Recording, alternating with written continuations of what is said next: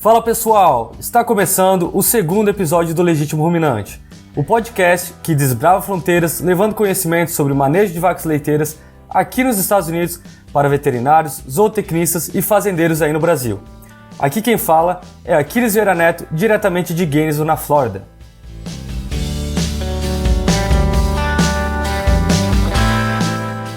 No episódio de hoje, iremos entrevistar a nossa primeira convidada.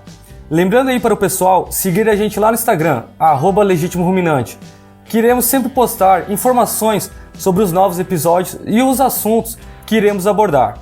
O pessoal já está participando e separamos algumas perguntas para o episódio de hoje. Então fica ligado lá e ajude a gente a fazer esse podcast algo dinâmico e disseminar informações que técnicos e produtores possam utilizar aí no Brasil.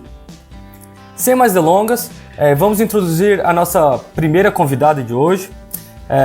Estaremos entrevistando a Fernanda Ferreira. A Fernanda ela é médica veterinária e trabalhou por 4 anos na Embrapa Rondônia e Gado de Leite, em Porto Velho e em Juiz de Fora. Depois disso, ela veio para os Estados Unidos e fez doutorado aqui na Universidade da Flórida com o professor Albert DeVries. Ela fez o doutorado dela na área de manejo e gestão econômica de sistemas de produção de leite.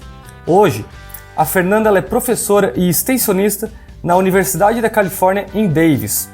O foco de pesquisa dela lá é relacionado à mitigação do estresse pelo calor da Califórnia, a avaliação de riscos e oportunidades econômicas do uso de terapia seletiva para vacas secas, visando aí a redução no consumo de antibióticos em sistema de produção de leite.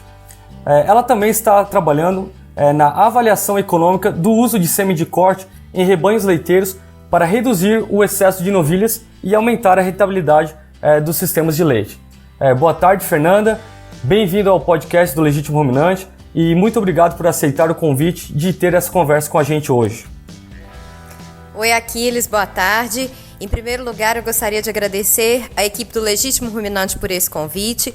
É um prazer enorme estar aqui e poder compartilhar o resultado das nossas pesquisas com colegas e produtores lá no Brasil. Muito bem, Fernando, o prazer é nosso. A gente agradece aí o tempinho, que eu sei que a agenda é complicada, e bater o nosso papo aí com o Legítimo Ruminante e falar sobre ciência, o que está acontecendo aqui nos Estados Unidos que produtores possam estar utilizando lá no Brasil. Então, para o episódio de hoje, iremos abordar um assunto que fez parte do programa de doutorado da Fernanda, aqui na Universidade da Flórida, que é a análise de perda econômica devido ao estresse térmico durante o período seco. No programa de hoje, iremos subdividir em 4 módulos esse assunto, onde, primeiramente, iremos discutir sobre os conceitos básicos relacionados ao estresse térmico e como ele afeta a fisiologia do animal. Também falaremos de como o estresse térmico afeta a produção leiteira a longo prazo e comentaremos sobre a avaliação econômica das perdas causadas pelo estresse térmico aqui nos Estados Unidos, mas tentaremos extrapolar um pouco esses dados para fazer uma comparação com a realidade brasileira.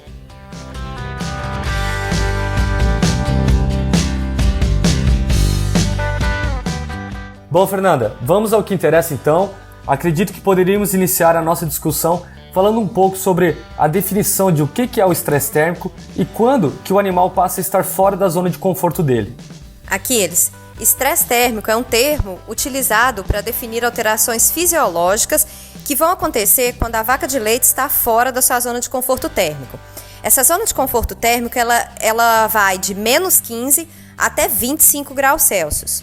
No caso do estresse pelo calor, se a temperatura ultrapassar o limite de 25 graus, e especialmente se a umidade relativa do ar estiver alta, a vaca vai alterar os seus processos fisiológicos para tentar evitar que a sua temperatura corporal aumente significativamente, o que pode, em casos extremos, resultar em morte.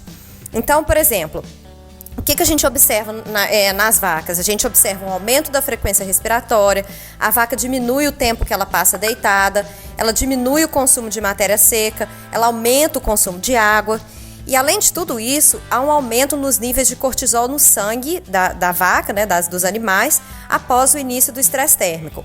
Se essas vacas forem expostas a altas temperaturas e umidade por um período contínuo, Esses níveis vão cair, mas a função do animal ela vai ficar comprometida, inclusive afetando negativamente a resposta à vacinação, por exemplo. Pois é, Fernanda, como você estava comentando, a umidade relativa ela é muito importante para determinar o estresse térmico, e não só apenas a temperatura. Exatamente. A umidade é super importante, e quanto maior a umidade, menor o limite de temperatura a partir do qual a vaca já começa a sofrer os efeitos negativos do estresse térmico. Então, por exemplo, se a umidade relativa estiver a 20%, a vaca vai estar confortável até mais ou menos 24, 25 graus Celsius. Mas se a umidade relativa sobe para 60%, o limite superior para o conforto térmico das vacas cai para 21 graus Celsius. Por isso é que existe o chamado ITU, que é o Índice de Temperatura e Umidade, que é uma medida que combina a temperatura e a umidade para se definir a partir de que momento a vaca entra em estresse pelo calor. Para vacas em lactação, esse limite é 68.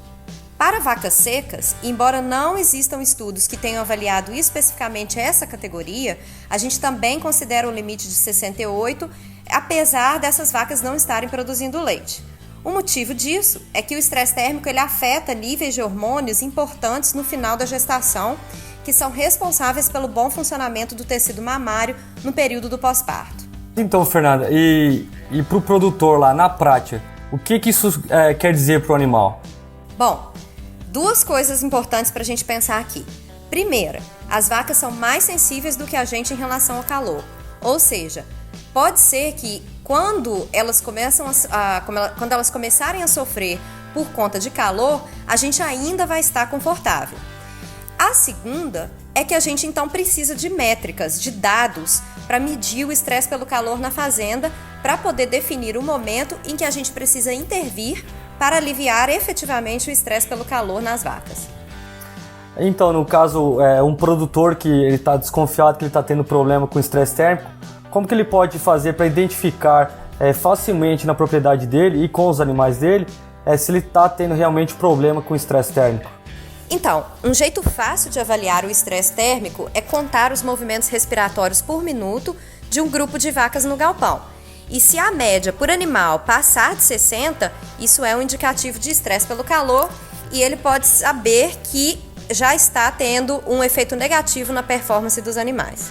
E algo que é muito comum é que o pessoal seca as vacas e o fato de elas não estarem produzindo leite e trazendo dinheiro no dia a dia, ele acaba colocando ela no pasto de pior qualidade, muitas vezes sem sombra, e não se preocupa muito como nessa categoria de animais. Não é comum a gente chegar em propriedades e encontrar vacas secas na pior instalação ou piquete daquela propriedade. Mas um fator muito importante que ocorre nesse período seco é a involução da glândula mamária, que no caso seria a morte daquelas células epiteliais que estavam ativas na lactação anterior, e após esse período de involução, há um período de crescimento e reposição dessas células epiteliais com células novas, que aí serão responsáveis pela produção de leite na próxima lactação. Ou seja, mesmo a vaca não produzindo leite ainda, ela está proliferando o tecido e preparando ele para que ele tenha uma grande capacidade de produção de leite após o parto. Pois é, Aquiles. E não é apenas a questão da produção de leite da mãe que é importante.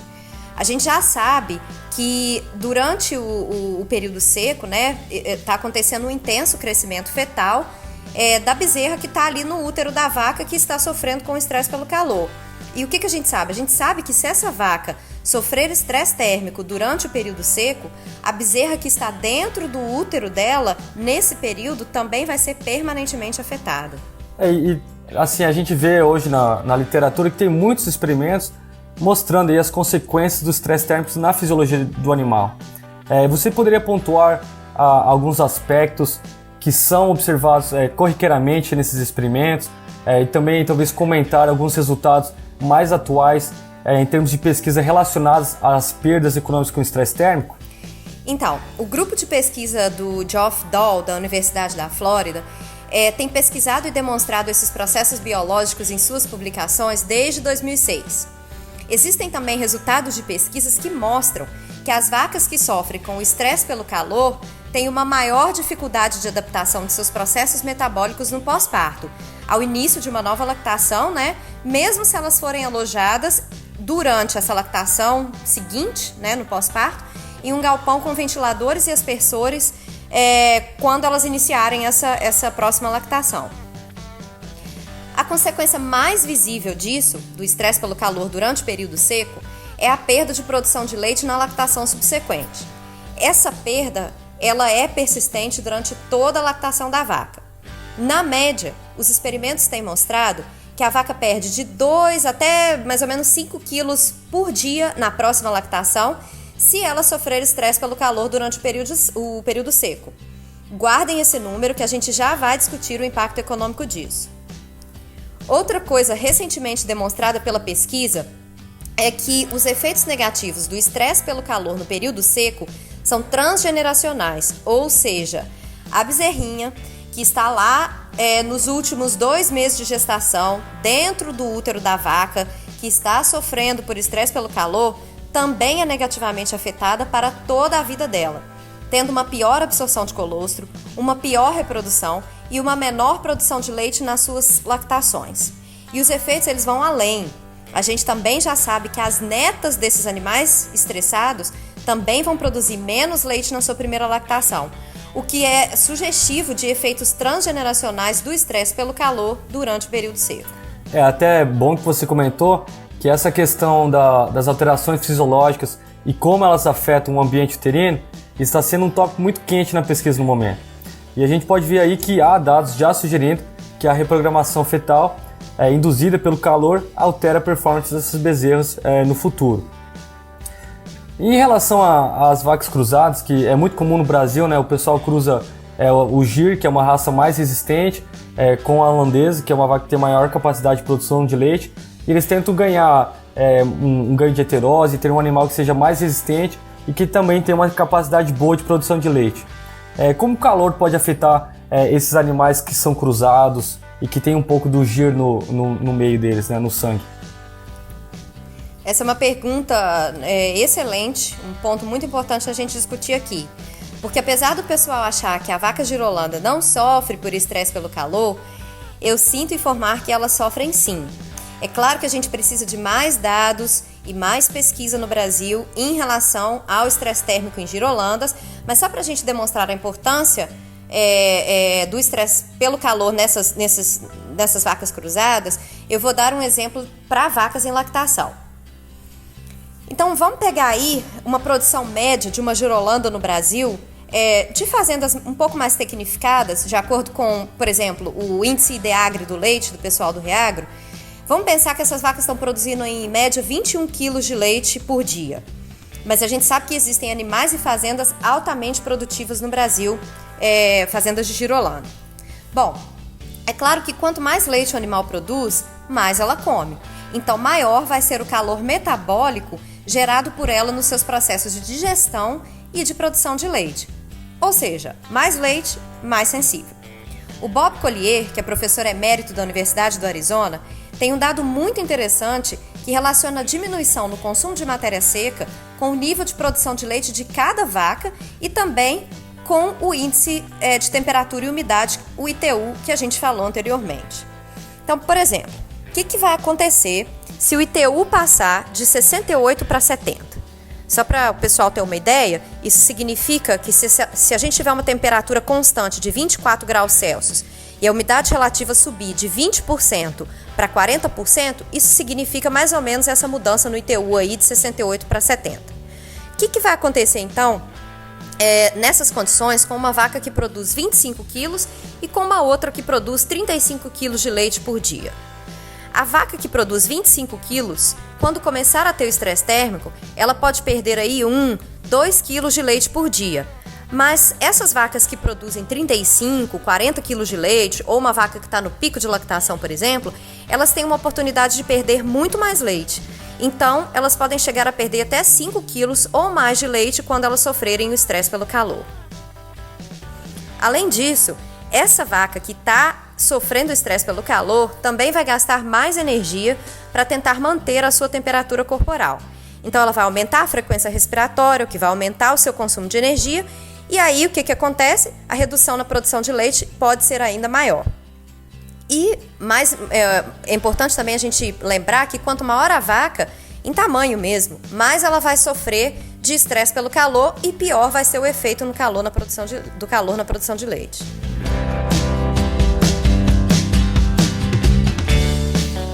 Bom, pessoal, agora iremos mudar um pouquinho o caminho da nossa conversa e iremos abordar mais a parte econômica. A Fernanda vai falar um pouquinho para a gente aí de quais são as perdas econômicas que estão associadas ao estresse pelo calor. Aquiles, aqui nos Estados Unidos, os números são assustadores. As perdas econômicas pelo estresse pelo calor podem chegar a 810 milhões de dólares por ano se as vacas secas não forem resfriadas. E se a gente somar a esse valor as perdas pelo estresse pelo calor nas vacas em lactação, esse número pode chegar a 1,7 bilhões de dólares por ano. Os Estados Unidos, aqui, as fazendas, elas não são perfeitas, claro, tem muito para melhorar. Mas muitas fazendas já estão investindo em resfriamento para vacas secas, inclusive em galpões com ventiladores e aspersores. Aqui na Califórnia, onde a gente tem um sistema de dry lots, que eles chamam também de open lots, o pessoal já tem investido em boa estrutura, com sombra e ventiladores e aspersores para as vacas secas sobre a linha do coxo. Para o Brasil, infelizmente a gente ainda não tem uma análise econômica compreensiva sobre os efeitos do estresse térmico nos animais.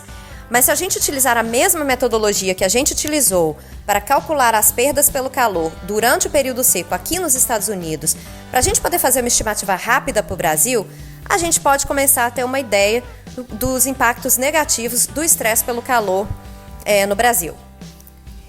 Então, só para o pessoal ter uma ideia, eu peguei os dados climatológicos do Instituto Nacional de Meteorologia, o INMET, de Patos de Minas.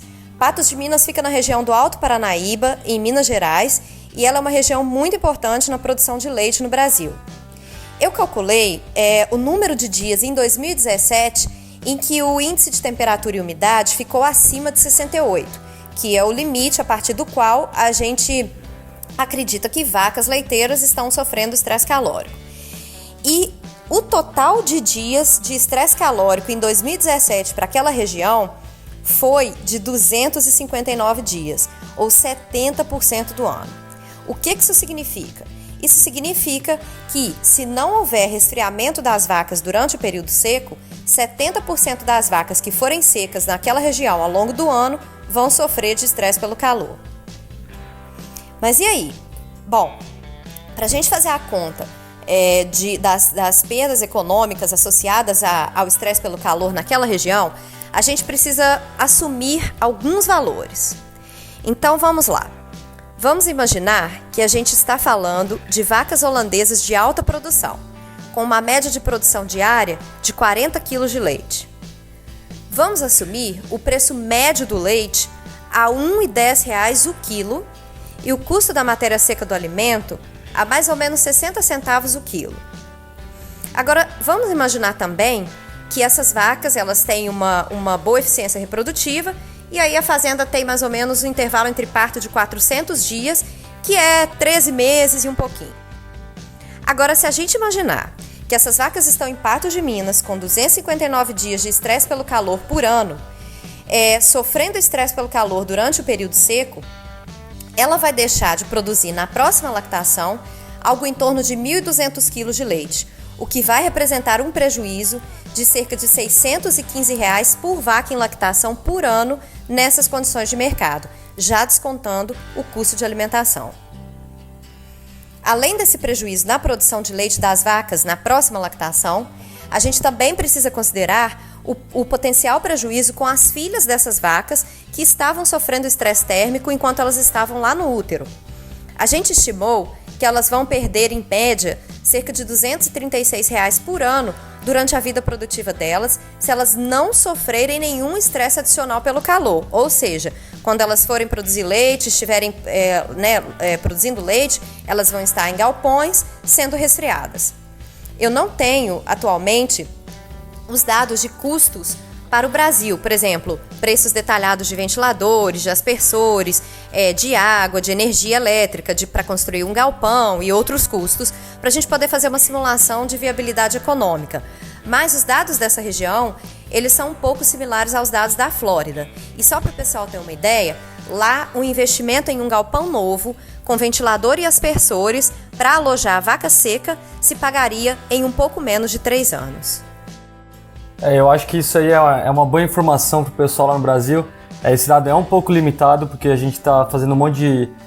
assumindo, né, alguns valores, mas podemos ver que realmente é importante resfriar esses animais que estão secos para não ter perdas futuras, né? O dado é claro e realmente vale a pena investir nisso. Mas para o produtor que está querendo fazer um investimento inicial para tentar trabalhar nessa prevenção do estresse térmico, o que ele pode utilizar que ajude a minimizar o estresse térmico que esses animais estão passando no pré-parto? Bom, Aquiles, é o que eu disse anteriormente, né? Sombra é melhor do que nada, mas o ideal é o resfriamento evaporativo, que é mais eficiente, que é aquele que tem os aspersores e os ventiladores. Alguns produtores dizem que ele custa mais caro. É verdade, né? Porque o produtor vai ter que investir em ventiladores de qualidade, e só um parênteses aqui, eles têm que estar limpos, senão não adianta. Então o produtor vai ter que investir em ventilador, como eu falei, em aspersores, vai ter o custo da energia, vai ter o custo da água, mas todas as nossas análises econômicas têm demonstrado que é lucrativo investir no resfriamento de vacas secas. Então, de novo, só para o pessoal ter uma ideia, aqui nos Estados Unidos, a gente fez essa avaliação para todos os estados. E em todos os estados é economicamente viável colocar ventilador e aspersor para as vacas secas. E ainda, na maioria dos estados, mesmo que o produtor tenha que construir um galpão com aspersores e ventiladores para abrigar essa categoria de vacas, vale a pena. Por quê? Porque, como eu disse, os efeitos do estresse térmico são longos e transgeneracionais. E isso tudo, mesmo se o preço do leite estiver baixo, algo em torno de 34 centavos de dólar por quilo de leite, que é um preço considerado baixo aqui. O período de retorno do investimento é que pode variar dependendo do nível de estresse térmico. Então, por exemplo, aqui na Califórnia, se um galpão tiver que ser construído, o período do retorno ao investimento médio é de cerca de 8 anos. Se não precisar de galpão, o retorno é rápido, é menos de 1 ano.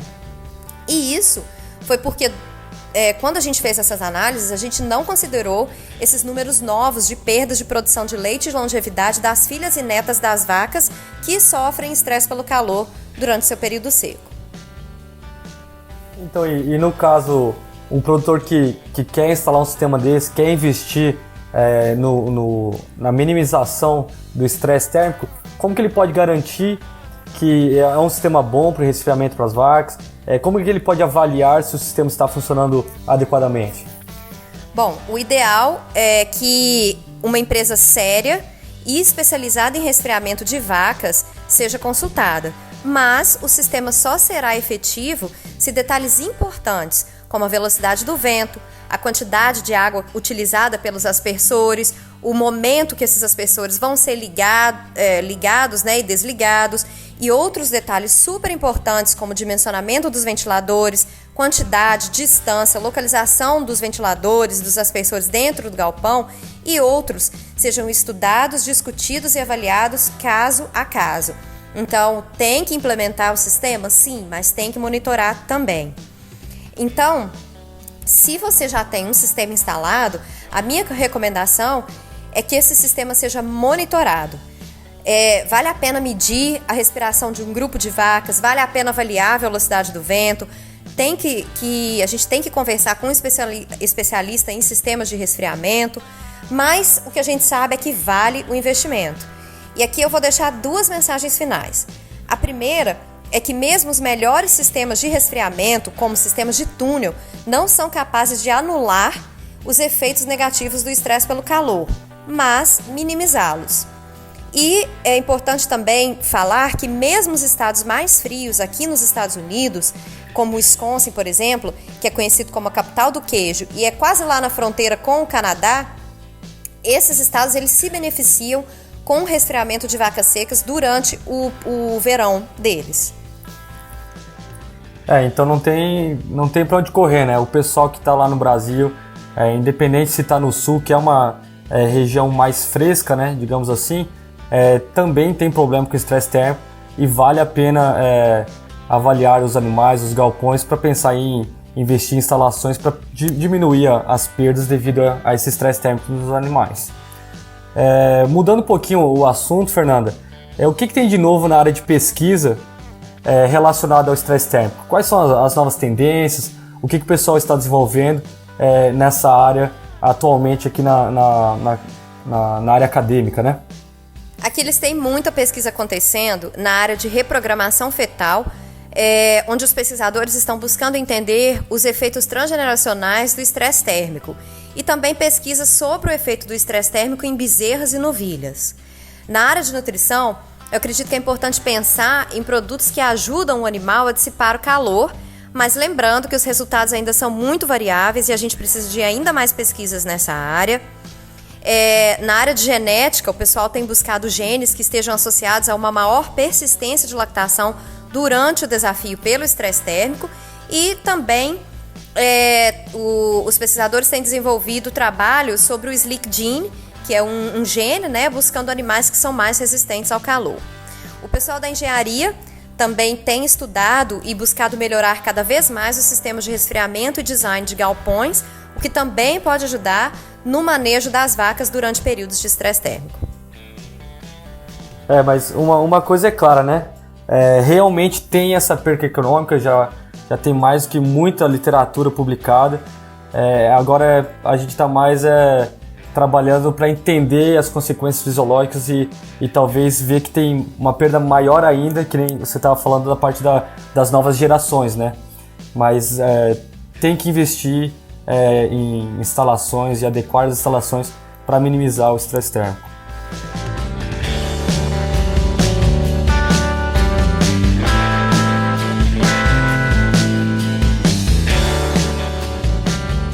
Bom, Fernanda, para finalizar a nossa conversa de hoje, eu gostaria de levantar algumas perguntas que foram sugeridas pelos nossos seguidores lá no Instagram.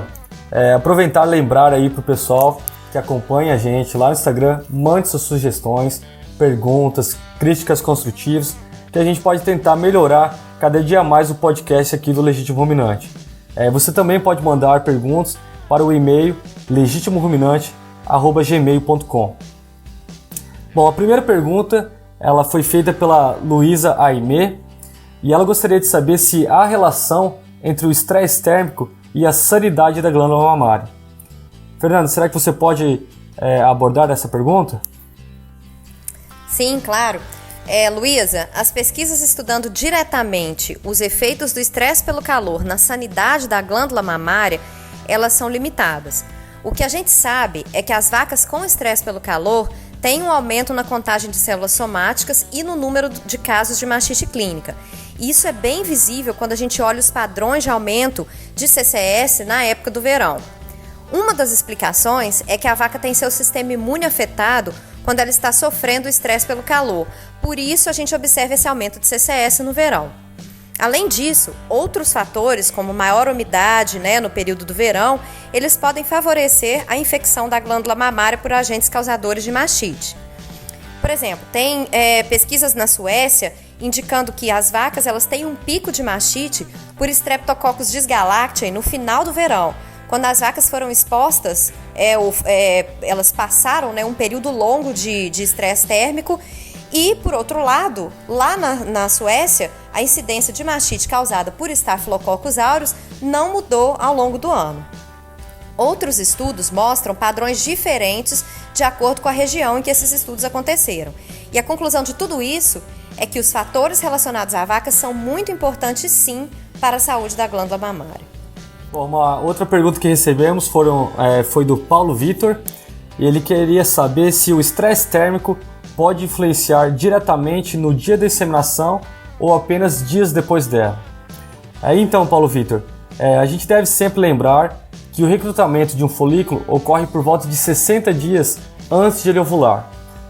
Os folículos eles passam por diferentes fases de desenvolvimento até ser selecionado para virar um dominante, ou a maioria deles acaba entrando em atresia, que seria a morte do folículo e do oócito. O ponto é, tanto o estresse térmico como outros fatores como processos inflamatórios, doenças infecciosas que ocorreram durante esses 60 dias que precedem a ovulação do folículo, vai afetar a qualidade dele e, consequentemente, o que a gente observa é uma menor fertilidade. É claro, após a inseminação, o estresse térmico também interfere e tem vários momentos cruciais ali, como a implantação embrionária, o reconhecimento materno da gestação, que pode levar ao aumento da perda gestacional e infertilidade. Além disso, o estresse térmico reduz o tempo e a intensidade de exposição do cio, ou seja, fica ainda mais difícil de identificar animais para inseminação. Ou seja, vale a pena aí controlar o estresse térmico visando melhorar a reprodução do rebanho. Uma outra pergunta que tivemos, eu acho que a Fernanda pode responder para a gente, ela veio do Túlio Henrique Souza e ele gostaria de saber se o estresse térmico também afeta a reprodução de novilhas. Túlio, pouco se sabe sobre os efeitos do estresse térmico em novilhas. O grupo do Geoff Dahl e da Jimena Laporta, lá na Universidade da Flórida, tem feito trabalhos muito legais em relação ao estresse térmico nessa categoria animal, né, em bezerros e novilhas, e em breve a gente vai ver publicações quentinhas saindo sobre esse assunto. Dito isso, eu gostaria de compartilhar alguns dados do meu doutorado em relação à sazonalidade na reprodução de vacas e novilhas aqui nos Estados Unidos. A gente criou um modelo em que a gente simulou uma fazenda típica aqui dos Estados Unidos, né? E para isso a gente considerou a sazonalidade na performance reprodutiva aqui, de vacas e novilhas holandesas aqui. Os dados de vacas a gente obteve do Dairy Herd Improvement Association, que é o que a gente chama de DHIA, né? A gente teve dados de mais de 12 mil fazendas e os dados de novilhas, a gente conversou com especialistas em reprodução para poder estimar qual seria a taxa de concepção delas durante o período mais frio e mais quente do ano. E a gente também utilizou técnicas de modelagem para poder estimar esses valores. Bom, o que a gente estima? A gente estima que para a vaca holandesa de segunda ou mais lactações, na média, a taxa de concepção durante o período quente chega a ser 40 pontos percentuais menor do que a taxa de concepção nos períodos mais frios do ano. Então, se na média as vacas têm uma taxa de concepção durante o período frio aí, vamos falar de 30%, no período mais quente essa taxa vai cair para 18%. Mas e para novilhas? Bom, para a novilha, a gente acredita que também existe um efeito negativo, só que esse efeito ele é menor. Então, seria algo em torno de 20 pontos percentuais, ou seja, se as novilhas têm 50% de taxa de concepção no inverno, isso pode chegar a 40% no verão. Eu tive acesso a alguns dados reprodutivos de novilhas girolandas aí do Brasil durante todo o ano. E só para vocês terem uma ideia, a variação na taxa de concepção foi pequena ao longo do ano. Ela saiu de 52% em média nos períodos mais frescos para 48% nos períodos mais quentes. É importante lembrar que esses dados são de fazendas boas, tecnificadas e são dados de campo, então não são dados controlados. O ideal é que a gente monitore esses dados na fazenda. E também vale lembrar que as pesquisas com estresse por calor em novilhas e bezerros estão começando e tem muita coisa interessante vindo por aí. Outra pergunta aí que a gente recebeu veio da Roselane e do Lourivaldo, e eles gostariam de saber se o BST faz com que a vaca esquente mais, ou seja, se ela sofre mais com estresse térmico.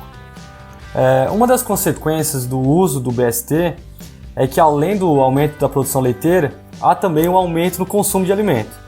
O que leva o quê aqui é meio discutível, mas o ponto é que o animal acaba comendo mais. Se o animal está consumindo maior quantidade de nutrientes e esses precisam ser metabolizados no rumen, o incremento calórico, que é a quantidade de calor produzido no rumen devido à digestão do alimento, será maior nesses animais. Consequentemente, eles têm um maior estresse térmico. Mas o ponto não é deixar de usar BST porque está aumentando a produção de calor animal, mas sim buscar ainda mais oferecer um ambiente confortável para que esse animal possa responder da melhor forma possível ao estímulo do BST e garantir que ele produza aí a sua capacidade máxima de leite. Bom, então é isso aí, pessoal. Fiquem ligados. Iremos anunciar nos próximos dias aí o nosso próximo convidado, e o assunto que a gente vai estar abordando. Foi muito legal nessa semana, o pessoal mandou perguntas aí, a Fernanda e eu, a gente abordou essas perguntas e algumas perguntas elas foram respondidas durante a nossa conversa. Por favor, participe do programa, entre em contato com a gente lá no Instagram, @legitimoruminante, ou também através do nosso e-mail, que é o legitimoruminante@gmail.com, que iremos selecionar algumas perguntas aí dos nossos ouvintes e daí poderemos incluir durante as nossas conversas técnicas. Muito obrigado por ouvir o nosso programa. Vamos agradecer aí a Fernanda Ferreira, que ela pôde participar com a gente nesse episódio. Muito obrigado, Fernanda. Foi um prazer conversar hoje com você. E quem sabe no futuro aí poderemos conversar novamente sobre algum outro assunto aí que seja de interesse do pessoal que está lá no Brasil. Aquiles, muito obrigada mais uma vez pelo convite. E se o pessoal tiver dúvida, pode entrar em contato comigo pelo meu e-mail. O meu e-mail é fcferreira@ucdavis, Davis escreve davis.com. Ou então o pessoal pode mandar perguntas lá no Instagram também do Legítimo Ruminante. Parabéns pelo projeto e um abraço para todo mundo aí no Brasil. Pessoal, então é isso aí. Tenham um bom resto de semana. Fiquem ligados no Legítimo Ruminante, o podcast que desbrava fronteiras levando conhecimento sobre manejo de vacas leiteiras aqui nos Estados Unidos para veterinários, zootecnistas e produtores rurais aí no Brasil. Meu nome é Aquiles Vieira Neto e também fazem parte da equipe do Legítimo Ruminante a Ana Carolina Macedo, aluna de mestrado aqui na Universidade da Flórida, e o Iago Leão, o qual fez seu estágio de conclusão de curso também aqui na Universidade da Flórida. Um abraço, pessoal. Boa semana.